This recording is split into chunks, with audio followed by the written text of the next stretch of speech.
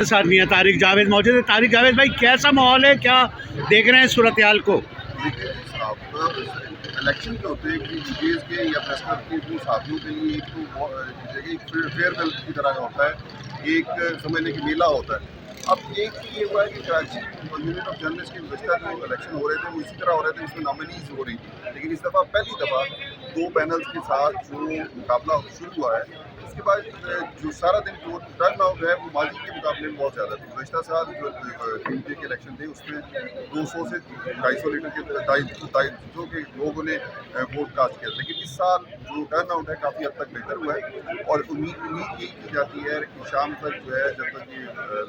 Time का ख़त्म होगा उस वक्त तक तकरीबन कह लें कि 550 तक वोट कास्ट हो चुके होंगे। तो डेफिनेटली ये एक बड़ा अच्छा टर्न आउट है और सहाफ़ियों के लिए ये एक ऐसा है कि सहाफ़त की बका के लिए हमने जो इस मुकाबले में हिस्सा लिया है, तो इसी वजह से कि KUJ की जो असल रिवाइवल करना है, जो KUJ मदर ऑफ तमाम अदर इंस्टीट्यूशंस हैं, या TFUJ की भी मदर है KUJ, उस KUJ को हमने रिवाइव करना है, उसको उसके पैरों पर खड़ा करना है।